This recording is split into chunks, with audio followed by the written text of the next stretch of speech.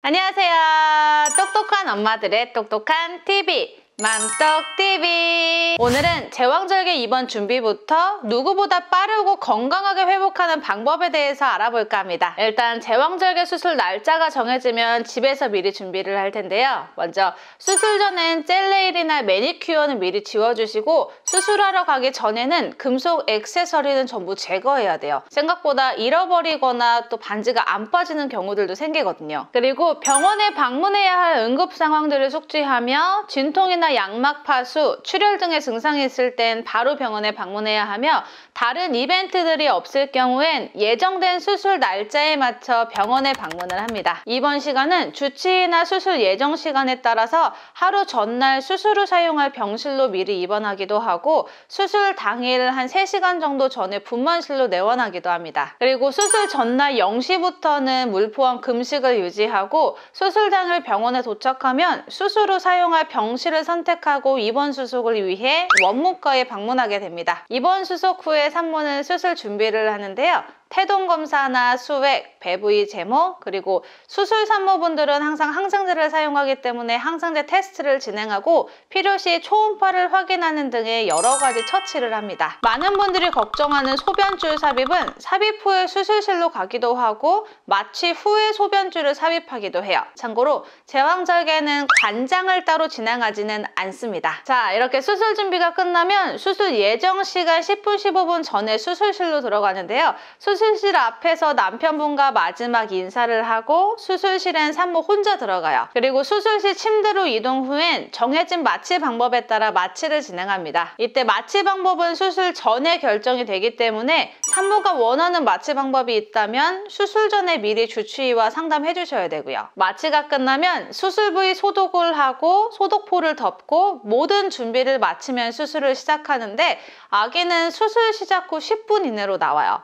생각보다 빨리 나오죠. 이때 척추마취로 진행한 분들은 의식이 있다 보니 아기가 태어난 순간을 확인할 수 있는데요. 필요에 따라 아기 얼굴을 확인하고 인사를 하고 그리고 수술이 끝날 때까지 재워주기도 합니다. 이렇게 수술이 끝나게 되면 내가 신청한 통증 조절기구들을 달고 회복실에서 한두 시간 정도 출혈 여부나 활력 징후들을 관찰한 뒤에 미리 선택해 놓은 병실로 올라가게 됩니다. 수술 후엔 수술 부위 지혈을 위해 복대를 하고 배 위에 모래주머니를 올려놓는데 병원에 따라 혈전 예방, 혈액순환, 부종 등의 이유로 회복실에서부터 압박 스타킹을 신겨주는 곳도 있고 수술 전에 압박 스타킹을 신고 수술을 진행하는 곳도 있습니다. 척추마취로 진행한 경우에는 병실에서 최소 6시간에서 8시간 정도는 머리를 들지 않고 침상 안정을 해야 돼요. 그리고 수술 직후엔 금식을 유지하는데 첫 식사 시작 시간은 병원이나 주치의, 마취 방법에 따라 상의할 수 있겠지만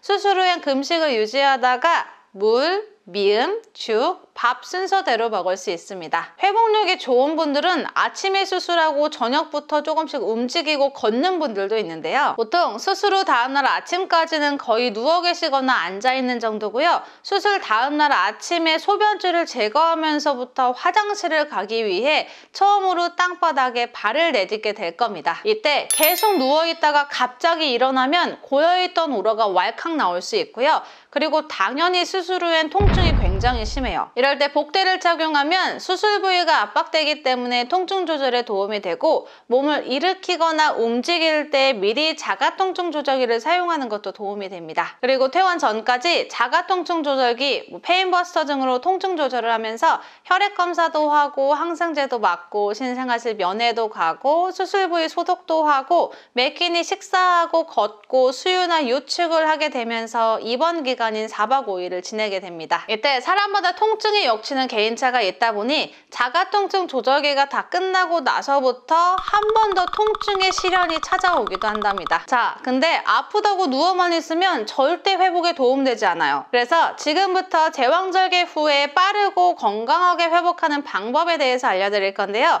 사람마다 각기 체력이 다르기 때문에 처음부터 막 너무 무리하시는 것보다는 내 컨디션에 맞게 조금씩 노력해 주시면 좋을 것 같습니다.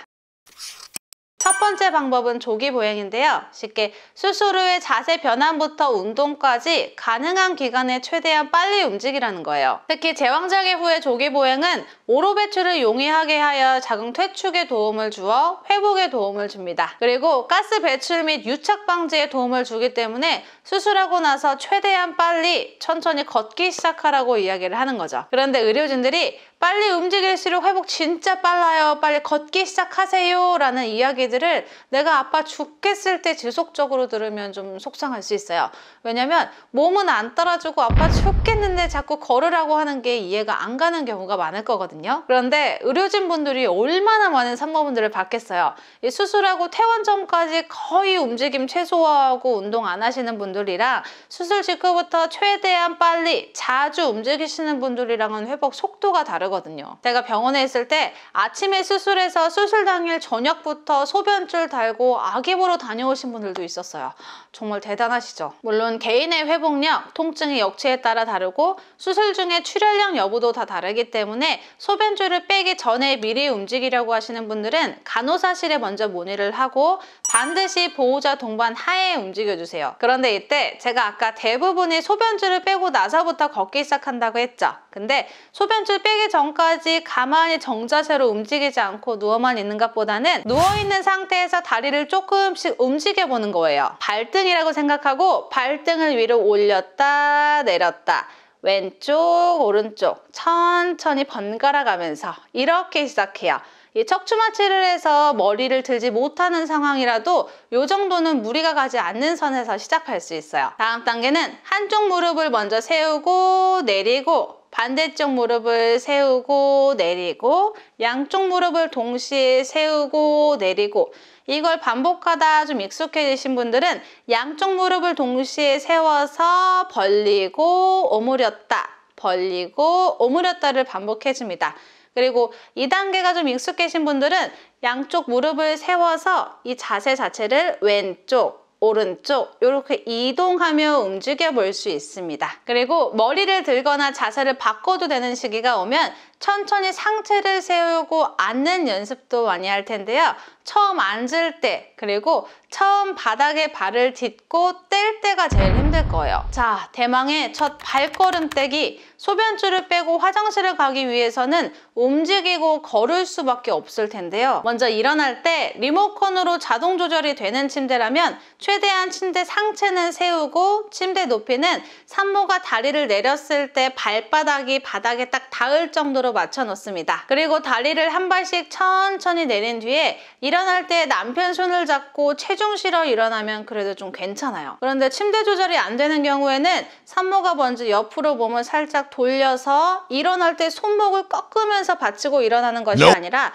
팔꿈치로 먼저 지탱을 해서 어느 정도 일어나고 그 다음 손목을 세워서 받치고 일어나면 되는데 이게 수술 직후엔 좀 많이 힘들 거예요. 침대에서 다리를 내리는 것조차 아프거든요. 그래서 보호자가 없는 경우에는 간호사 선생님께 도움을 요청해 보시고요. 침대 자동 조절이 불가한 경우에는 아예 침대 상부를 높여서 고정해 놓으시면 혼자서 앉거나 일어날 때 조금 더 편리할 수 있습니다. 처음에는 침대에서 화장실 한번 다녀오는 것도 30분씩 걸리는 분들도 많은데 부담 갖고 서두르려고 하지 마시고 최대한 안전하게, 그래서 화장실 왔다 갔다 하는 것이 좀 익숙해지면 병실내를 좀 왔다 갔다 걸어보고 그 다음 괜찮아지면 복도를 조금 왔다 갔다 걸어보면서 운동을 할 수 있어요. 그리고 화장실 가려고 어차피 일어난 김에 병실을 조금씩 왔다 갔다 걸어보는 것도 좋고요. 페인버스터나 무통주사를 맞고 있는 분들도 통증이 심하신 분들은 따로 움직이기 전에 진통제 주사를 요청할 수 있고요.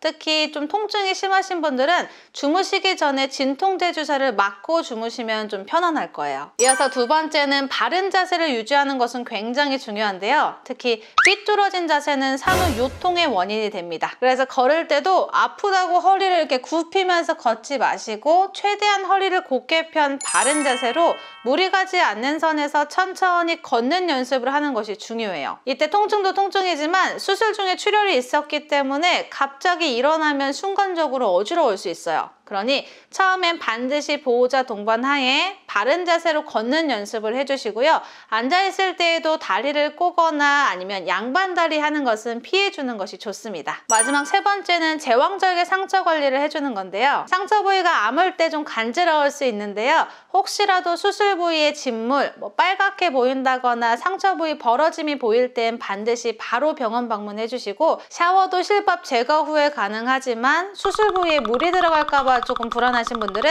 수술 부위에 방수 테이프를 붙이고 샤워를 진행할 수 있습니다. 그리고 제왕절개는 배 부분에 흉터가 남기 때문에 흉터 관리를 위해 드레싱 밴드, 흉터 밴드, 흉터 연고나 스틱 등을 사용할 수 있어요. 네, 오늘 영상은 여기까지입니다. 지금까지 제왕절개 입원 준비부터 수술 후 빠르게 회복하는 방법에 대해서 알아봤는데요. 제왕절개는 수술 후의 통증이 워낙 아플 것이다 라고 생각하는 분들이 많이 계시는데 워낙 개인차가 많다 보니 너무 두려워하지 마시고요. 수술 후에 조기보행 이 네 글자 잘 기억하셔서 꼭 건강하게 산후기를 잘 보내셨으면 좋겠습니다.